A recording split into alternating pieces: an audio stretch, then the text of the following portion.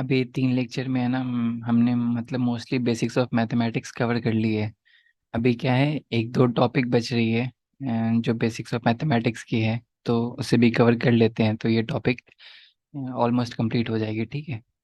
तो जो चीज़ अभी डिस्कस नहीं की है वो एक है डिविजिबिलिटी कंडीशन ऑफ 17। ठीक है। And divisibility condition of 19। ठीक है। और एचसीएफ फाइंड आउट करना हो किसी फ्रैक्शन का, जैसे 7/2 गिवन है। ठीक है। 35/4 है। इसकी मुझे एचसीएफ फाइंड आउट करनी है, तो इसकी फाइंड आउट कैसे करेंगे। ठीक है। फिर कोई पी एंड क्यू मल्टीप्लाई हो रही है और लास्ट में 7 वैल्यू आ रही है, तो पी और क्यू की क्या वैल्यू हो सकती है। ये सब चीज़ें देखेंगे। ठीक है। फिर P plus Q plus R की वैल्यू 8 हो रही है, तो P plus Q plus R की वैल्यू क्या क्या हो सकती है with P and R. P plus Q plus R have some condition imposed on it. ठीक है। तो ये सब चीज़ें हैं जो एग्जामिनेशन पॉइंट ऑफ व्यू से काफ़ी इंपॉर्टेंट है। ठीक है। तो स्टार्ट करते हैं। ठीक है। ये आज हमारा लेक्चर नंबर 4 है। ठीक है। Lecture number 4। तो आज की ब्रॉड टॉपिक यही है जो हमें कवर करनी है। ठीक है। तो जो सबसे पहली कंडीशन है वो क्या है, मतलब जो पहली टॉपिक पढ़नी है वो है डिविजिबिलिटी कंडीशन ऑफ 17। ठीक है। And divisibility condition of 17। तो इसमें क्या करते हैं, कोई भी नंबर गिवन है 5 1 2। ठीक है। इस लास्ट वाले नंबर को, स्टेप क्या है, स्टेप 1, यूनिट प्लेस पे जो नंबर है उसको 5 से मल्टीप्लाई करेंगे। ठीक है। किससे मल्टीप्लाई करेंगे, 5 से। जो भी वैल्यू आएगी, तो यहाँ पे क्या है, 2 है, यूनिट प्लेस पे है ना। 5 इक्वल टू 10। ठीक है। अभी इस वाले को अभी यूनिट प्लेस वाले नंबर के अलावा जो नंबर हमारे पास बच रहा है ना, उसमें अब क्या करेंगे, स्टेप 2 में, स्टेप 2 में जो बाकी नंबर बच रहे हैं 51, उनमें से ये जो नंबर आई है ना, उनको माइनस करेंगे। ठीक है। तो यहाँ पे आ रही वैल्यू क्या, 41। तो अभी क्या 41 आती है क्या 17 के मल्टीपल में, मतलब 17 × 17, 1 टाइम्स 17, 2 टाइम्स 34, 3 टाइम्स 51। तो उसके मल्टीपल में आ नहीं रही है। ठीक है। अगर ये भी आपको मल्टीपल नहीं आता है तो फिर उसके दूसरे तरीके भी हैं। क्या है, स्टेप 3। ठीक है। अगर और रिड्यूस करना है तो आप और रिड्यूस कर सकते हो। ठीक है। अभी आपके पास यूनिट प्लेस पे कौन सी नंबर है, 1 नंबर है ना, तो 1 × 5 इक्वल टू क्या हो जाएगी, 5। अभी नंबर यहाँ पे कौन सा बच रहा है, 4।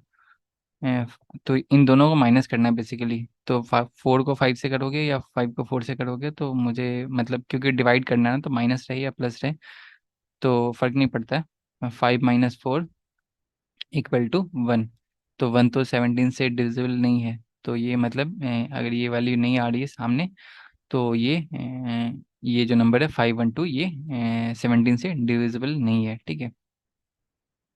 जैसे एक नंबर लेते हैं 5117। ठीक है। अभी ये नंबर चेक करना है, मतलब कि ये डिविजिबल है 17 से या नहीं है। ठीक है। तो मुझे मतलब मैंने नंबर ऐसा ही लिया है कि मुझे ये दिख रहा है ये 17 से डिविजिबल है। ठीक है। क्योंकि 17 को 3 टाइम्स जब मल्टीप्लाई करेंगे तो 51 आती है। फिर ये 17 भी 17 से डिविजिबल है, तो ये कंडीशन सेटिस्फाई करनी चाहिए। अब देखो मैं सेम रूल लगाऊंगा। स्टेप 1 क्या है, लास्ट वाले को कितना करना है, 5 टाइम्स करना है ना। 511 -7 × 5। ठीक है। तो ये कितनी वैल्यू हो गई, 511 - 35। ठीक है। तो यहाँ पे कितनी वैल्यू हो जाएगी, मतलब 511 35 माइनस करेंगे इसमें, तो 11 से 5 जाएगी, 6 बचेगी यहाँ पे। ठीक है। 10 से 3 जाएगी 7। ठीक है। ये 476, तो यहाँ पे 476 आ गए। ठीक है। अभी क्या, लास्ट वाले नंबर को फिर से 5 टाइम्स करेंगे। ठीक है। तो 47 माइनस, सॉरी 5 टाइम्स करेंगे ना, हाँ, -6 × 5 30। ठीक है। 30, तो यहाँ पे कितनी बचेगी, 17। तो 17 तो 17 से डिविजिबल है ना, तो इसका मतलब ये है कि क्या, 5117 17 से डिविजिबल है। ठीक है। तो 17 की डिविजिबिलिटी कंडीशन यही थी। ठीक है। अभी 19 की देखेंगे। अब कोई से भी नंबर को यूज़ करो, ठीक है, मतलब कोई से भी नंबर रैंडमली पिक करो और आप चेक करो कि वो 17 से डिविजिबल है या नहीं है, सेम कंडीशन लगाकर, ठीक है। जैसे एक क्वेश्चन लिख लो, 3 4 क्वेश्चन, उसको ट्राई करना, ठीक है। क्वेश्चन प्रैक्टिस के लिए, जैसे 7 3 2 5 9 8 11, ठीक है, एक नंबर ये हो गई। ये 17 से डिविजिबल है या नहीं है ये बताओ, ठीक है। नेक्स्ट क्वेश्चन है 5 3 2 9 8 9, ठीक है, ये 17 से डिविजिबल है या नहीं है, ये क्वेश्चन आप सॉल्व करो, ठीक है। सॉल्व करके आप बताना कि ये डिविजिबल है या नहीं है, ठीक है, नेक्स्ट क्लास में। नेक्स्ट है जो टॉपिक पढ़नी है अभी, वो है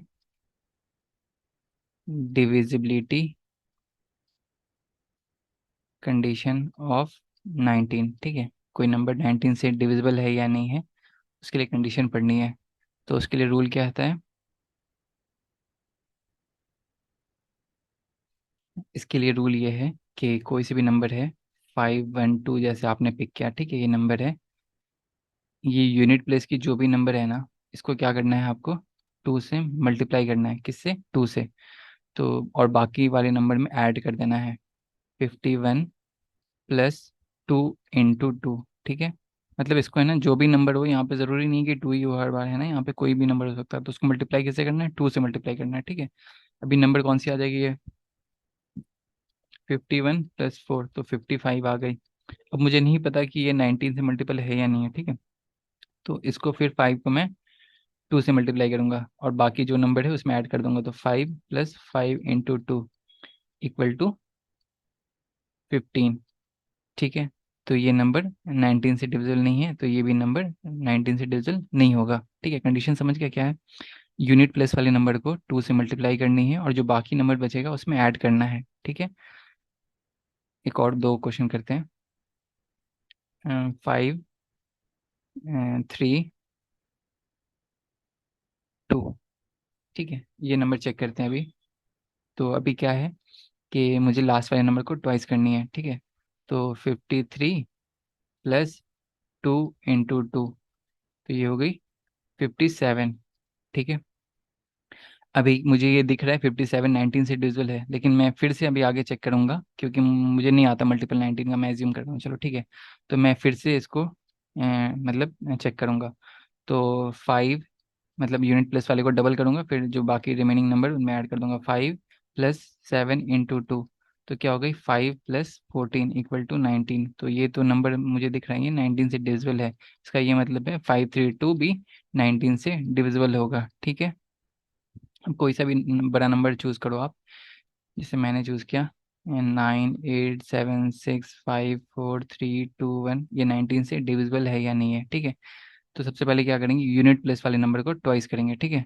तो 9 8 7 6 5 4 3 2 प्लस ट्वाइस, ठीक है।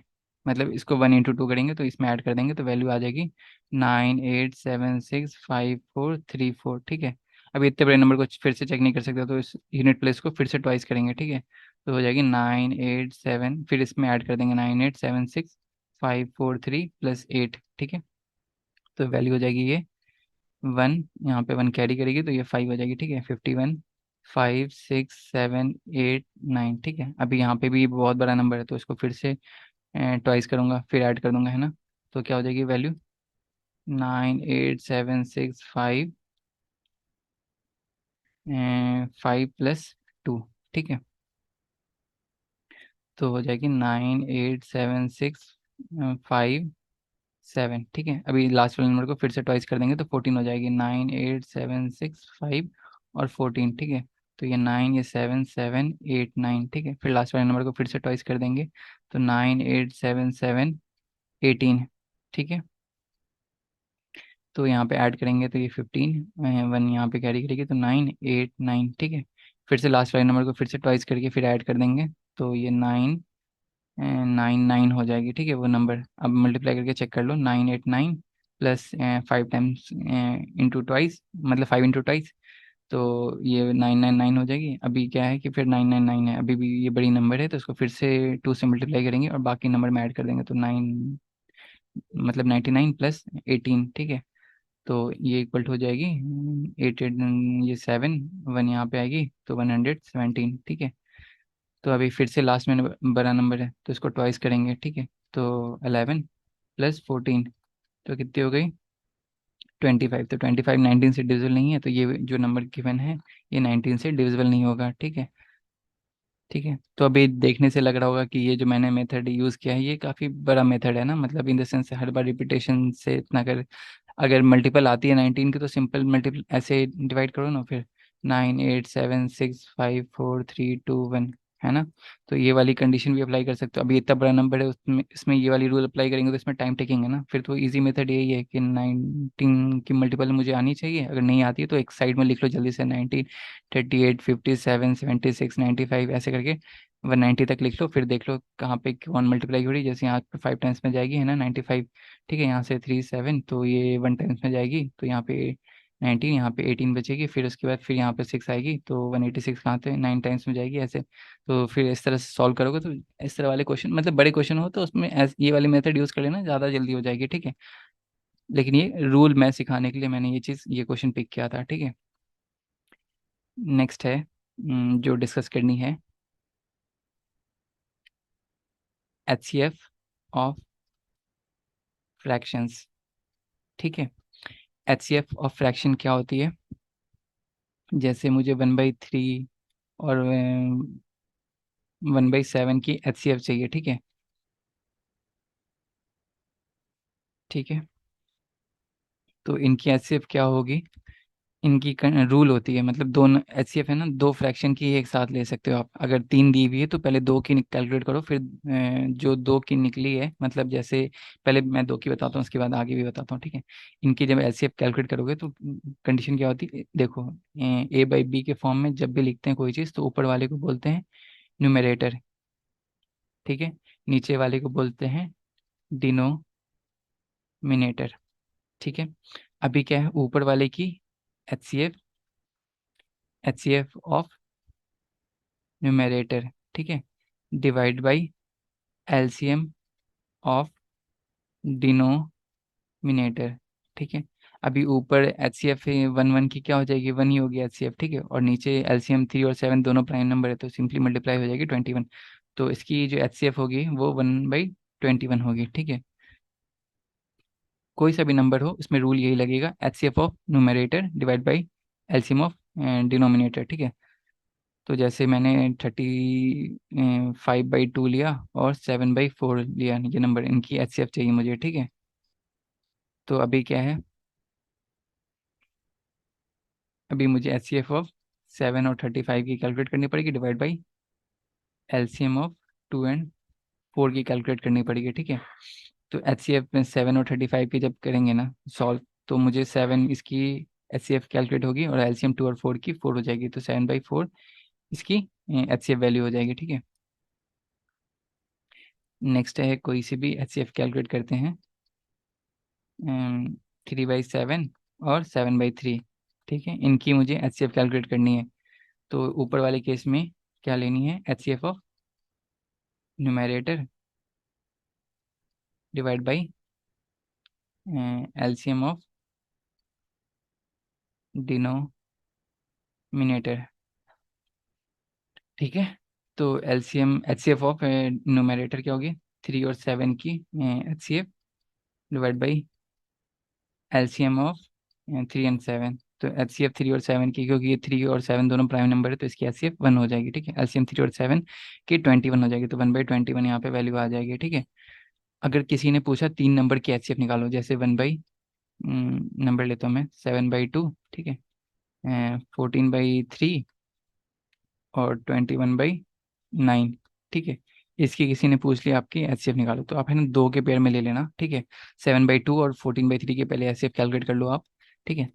7/2 और 14/3 की HCF कैलकुलेट कर लो आप, ठीक है। तो इसके केस में ऊपर HCF किसकी चाहिए, 7 और 14 की, और नीचे LCM चाहिए 2 और 3 की, ठीक है। तो क्या वैल्यू आ जाएगी, HCF ऊपर 7 आ जाएगी, नीचे LCM 6 आ जाएगी, ठीक है। अभी इन दोनों की HCF मुझे मिल चुकी है, ठीक है। अभी अभी इसकी 21/9 की भी कैलकुलेट करनी है ना साथ में। तो अभी इन दोनों की जो कॉमन HCF है वो लिखेंगे 7/6 और एंड 21/9, ठीक है, 21/9। अब इनकी ऐसे कैलकुलेट कर लो, ठीक है। मतलब क्या किया मैंने, समझ में आ रहा है ना, मतलब 3 नंबर की मुझे ऐसे कैलकुलेट करनी है, तो 3 नंबर के लिए फिर ये रूल एप्लीकेबल होगा, लेकिन मैं नहीं चाहता कि मतलब फिर, क्योंकि एचसीएफ कैलकुलेट करने में फिर यहाँ पे कंफ्यूजन हो सकता है मे भी, इसलिए मैं बोल रहा हूँ दो दो में ब्रेक करके कर सकते हो। अगर आपको 3 में कंफर्टेबल हो तो 3 में भी कर सकते हो, ठीक है। जैसे मैंने यहाँ पे क्या किया, मैंने 2 पहले पिक किया है, ठीक है, 2 की मैंने एचसीएफ कैलकुलेट कर ली है, इन दोनों की जो एचसीएफ आएगी, फिर साथ में 21 और 9 की फिर साथ में जैसे 7/9, 7/6 ले लिया है, फिर 21/9 ले लिए वैल्यू, है ना। तो इन दोनों की फिर एचसीएफ कैलकुलेट करेंगे ना, तो यहाँ पे सेम रूल फिर यहाँ पे भी अप्लाई करेंगे ऊपर, H C F of 7 and 21, ठीक है, और एलसीएम ऑफ 6 and 19, सॉरी 6 and 9, तो ऊपर एच सी एफ तो 7 आ जाएगी, नीचे आ जाएगी 18, ठीक है, तो 7/18 आ जाएगी ओवरऑल। अब इनकी कैलकुलेट करें, अगर डायरेक्टली कैलकुलेट करते हैं तो क्या हो जाएगी, H C F of 7, 14 and 21, और एलसीएम ऑफ 2, 3 and 9, ठीक है। तो इस तरह से भी कैलकुलेट कर सकते हो, अगर 7, 14 और 21 की आपको मतलब कैलकुलेट कर सकते हो तो सिंपली, तो मुझे 7 फैक्टर दिख रहा है तीनों में, तो एच सी एफ यहाँ पे 7 हो जाएगी, ठीक है। एलसीएम 2, 3, 9 के एलसीएम जब कैलकुलेट करोगे तो वहाँ पे 18 आ जाएगी, तो 7/18 ऐसे भी आ सकती है, ऐसे भी आ सकती है, तो आप कोई सी भी मेथड आप यूज़ कर सकते हो, ठीक है। तो ये तरीका है H C F fraction calculate करने का। अभी है ना, मतलब और एक दो कॉन्सेप्ट है जिससे मुझे डिस्कस करना है, वो कॉन्सेप्ट ये है कि जैसे है ना, मैंने 1 को 2 से मल्टीप्लाई किया, तो यहाँ पे लास्ट में 2 फैक्टर आ रही है, ठीक है। मैंने 2 को 2 से मल्टीप्लाई किया तो लास्ट में 4 आ रही है, 3 को 2 से मल्टीप्लाई किया तो लास्ट में 6 आ रही है, ठीक है। 4 को 2 से मल्टीप्लाई किया तो लास्ट में क्या आ रही है, 8 आ रही है। 5 को 2 से मल्टीप्लाई किया तो लास्ट में 0 आ रही है। मैं समझाने की कुछ कोशिश कर रहा हूँ, आप बस इसको देखो, ठीक है, ध्यान से। 6 × 2 12, ठीक है। 7 × 2 14, 8 × 2 16, 9 × 2 18, ठीक है। फिर 10 × 2 20। अभी यहाँ पे देखो, अब मैं अगर किसी क्वेश्चन में बोल रहा हूँ P × 2 = 8 है, ठीक है, तो P की क्या पॉसिबल वैल्यूज है, ठीक है। P की वैल्यूज क्या हो सकती है 8 लास्ट में होने के लिए, या तो वो 4 हो सकता है, या तो वो 7 हो सकता, नहीं, या तो फिर वो मुझे 8 चाहिए तो 9 हो सकता है ना। P की वैल्यू क्या हो सकती है, 4 हो सकती है या 9 हो सकती है ना, ठीक है। ये कंडीशन समझ में आया, मतलब अगर मुझे किसी ने पूछा what can be the value of P, तो मेरे पास ऑप्शन में होना चाहिए, मतलब मुझे ये देख के स्ट्राइक करना चाहिए, अगर 4 को 2 से मल्टीप्लाई करते हो तो 8 आएगी, या 9 को 2 से मल्टीप्लाई करता हूँ तो 8 आएगी यूनिट प्लेस पे, ठीक है। अगर कोई बड़ा नंबर है जैसे XYZ गिवन है, ठीक है, तो यहाँ पे भी कोई सा नंबर हो सकता है ABC समथिंग, ठीक है। तो अभी क्या है, लेकिन यूनिट प्लेस पे जब भी होगा ना, यूनिट प्लेस पे गौर करना, क्योंकि ये है ना यूनिट प्लेस पे 8 है, तो यूनिट प्लेस पे मुझे 8 चाहिए, यूनिट प्लेस वाले नंबर को 2 से मल्टीप्लाई करेंगे तो 8 आनी चाहिए। तो यूनिट प्लेस पे कौन सी नंबर हो सकती है, या तो 4 हो सकती है या तो 9 हो सकती है, यही दो ऑप्शन है, ठीक है। ये चीज़ ध्यान रखना, बाकी एक फिर उसके अलावा एक क्वेश्चन करते हैं आप, ठीक है। जैसे है ना,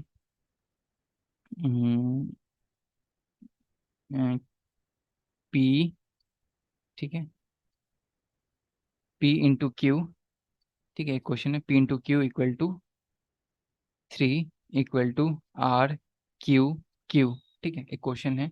तो उसने पूछा है P + R/Q = वाट, ठीक है। क्वेश्चन क्या है, P Q × 3 = R Q Q। अभी देखो यहाँ पे जो लास्ट में Q है वो यहाँ पे भी Q है, तो मतलब यहाँ पे जो डिजिट होगी वो यहाँ पे भी डिजिट सेम होनी चाहिए, ठीक है। अभी यहाँ पे मैं 1 रखता हूँ तो 3 × 1 3 हो जाएगी, तो ये मैच नहीं कर रहा ना, ठीक है। 2 रखता हूँ यहाँ पे तो 2 × 3 यहाँ पे 6 हो जाएगी, तो ये भी मैच नहीं कर रहा है, ठीक है। मैं 3 रखता हूँ तो 9 हो जाएगी, है ना। मतलब मुझे है ना यहाँ पे जो नंबर है वो सेम नंबर यहाँ पे आनी चाहिए, तो ये जो कंडीशन सेटिस्फाई हो रही है वो 5 के केस में हो रही है। 5 × 3 = R, ठीक है। फिर यहाँ पे क्योंकि दोनों नंबर सेम है तो यहाँ पे लास्ट में 5 है, ठीक है। 15 आ रही है तो 15 के लास्ट में 5 होती है, ठीक है। और यहाँ पे 5 लिया है तो मैंने यहाँ पे Q है, तो मतलब ये भी 5 5 है। अभी P की वैल्यू कैलकुलेट करनी है अब मुझे, समझ में आ रहा है मतलब मैं क्या कर रहा हूँ, देखो P Q into three equal to R Q Q, मतलब क्यू यूनिट प्लेस पे कौन सा ऐसा नंबर होगा जो जिसको मैं थ्री से मल्टीप्लाई करूँ तो सेम नंबर मुझे यूनिट प्लेस पे वो वैल्यू मतलब आनी चाहिए। तो वो सिर्फ एक ही नंबर है, फाइव। फाइव को जब थ्री से मल्टीप्लाई करेंगे तो यहाँ पे लास्ट में फाइव आ रहा है, ठीक है। तो यहाँ पे इसने मैंने फाइव लिया तो लास्ट में फाइव आ रहा है, लेकिन यहाँ पे भी क्यू की वैल्यू दी हुई, मतलब यहाँ पे भी फाइव है, ठीक है।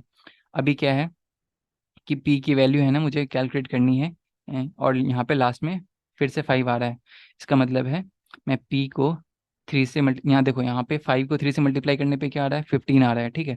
तो फिफ्टीन की फाइव तो मैंने यहाँ पे लिख दी है ना, फिफ्टीन की फाइव यहाँ पे लिख दी, और एक कैरी करेगा यहाँ पे, ठीक है। तो एक कैरी करने के बाद ये यहाँ पे जो भी वैल्यू आएगी उस वो इसमें ऐड हो जाएगी, ठीक है। तो ऐड होने के बाद मतलब ये एक्स्ट्रा एक हो गया है ना, मतलब आर फाइव में एक ऐड एक्स्ट्रा हो गया है जो यहाँ से कैरी किया है, ठीक है। तो इसमें से माइनस वन कर देंगे तो कितनी हो जाएगी, आर फोर हो जाएगी, ठीक है। वैल्यू समझ में आया क्या बोल रहा हूँ मैं ये बोल रहा हूँ कि P five into three equal to R five five हो रही है, ठीक है। अभी क्या है कि आर फाइव यहाँ पे ये फाइव इंटू थ्री जब किया था मैंने तो ये फिफ्टीन आ रही थी वैल्यू, तो फाइव तो मैंने यहाँ पे लिख दिया, वन कैरी करेगी यहाँ पे है ना। यहाँ पे कुछ जो भी वैल्यू होगी उसमें वन ऐड हुई है, तो उसमें से वन माइनस कर देंगे तो आर फोर एक्चुअल टर्म है प्लस वन कैरी करके आई है ना। तो वो मैंने माइनस कर दिया, तो ये P into three R four है। अभी क्या है कि मुझे इसको किससे मल्टीप्लाई करूँ कि लास्ट में मुझे फोर आ जाए, ठीक है। तो टू से वन से मल्टीप्लाई करूंगा तो होगा नहीं, टू से भी मल्टीप्लाई करूंगा तो फोर नहीं आएगा है ना, थ्री से मल्टीप्लाई करूंगा तब भी फोर नहीं आएगा, फोर से मल्टीप्लाई करूंगा तब भी नहीं आएगा, फाइव से भी करूंगा मल्टीप्लाई तब भी नहीं आएगा, सिक्स से मल्टीप्लाई करूंगा तब भी नहीं आएगा, सेवन से मल्टीप्लाई करूंगा तब भी नहीं आएगा, एट से मल्टीप्लाई करूंगा, एट इंटू थ्री तो लास्ट में फोर आ रहा है, तो ये ट्वेंटी फोर हो जाएगा, ठीक है। जो मैंने वन माइनस किया था, अब देखो यहाँ पे eighty five into three equal to two five five हो जाएगी, ठीक है। अभी कैसे किया मैंने, eight into sorry three into five, तो यहाँ पे फिफ्टीन हो गई, ठीक है। तो ये फाइव यहाँ पे लिख दिया मैंने, ठीक है। फाइव इंटू थ्री लिखा, ठीक है। तो यहाँ पे फिफ्टीन हो गई, वन कैरी करेगी। अब यहाँ पे एट है तो eight into three twenty four, और वन यहाँ से कैरी कर रही है तो वन ऐड हो जाएगी, तो ये ट्वेंटी फाइव हो जाएगी, ठीक है। तो यही वैल्यू गिवन है। अभी यहाँ पे अब क्वेश्चन की डिमांड क्या थी, पी की वैल्यू मैंने क्या कैलकुलेट की, पी की वैल्यू मैंने कैलकुलेट की है एट, ठीक है। आर की वैल्यू क्या कैलकुलेट की है, आर की वैल्यू है फाइव, नहीं आर की वैल्यू नहीं, क्यू की वैल्यू है फाइव है ना। आर की वैल्यू क्या कैलकुलेट हुई है, लास्ट में टू है ना ये, तो आर की वैल्यू आई है टू। तो क्वेश्चन की डिमांड क्या है, P plus R divide by Q, तो पी की वैल्यू है एट, आर की वैल्यू है टू डिवाइड बाई फाइव, तो यहाँ पे वैल्यू क्या आ जाएगी टू, ठीक है। इसी तरह के क्वेश्चन आएंगे, अगर आएंगे तो मतलब डायरेक्टली क्वेश्चन तो नहीं पूछेगा ना, five into two equal to ten, ठीक है। तो उसमें क्वेश्चन इसी तरह देंगे, ठीक है। तो इस तरह से, और है ना इस तरह से भी क्वेश्चन दे सकते हैं आपको, जैसे इस बार दिया था ये, लास्ट टाइम दिया था मुझे एग्जैक्टली याद नहीं है, यूपीएससी सी सेट वाले पेपर में, ठीक है। Four P plus eight P plus P plus P equal to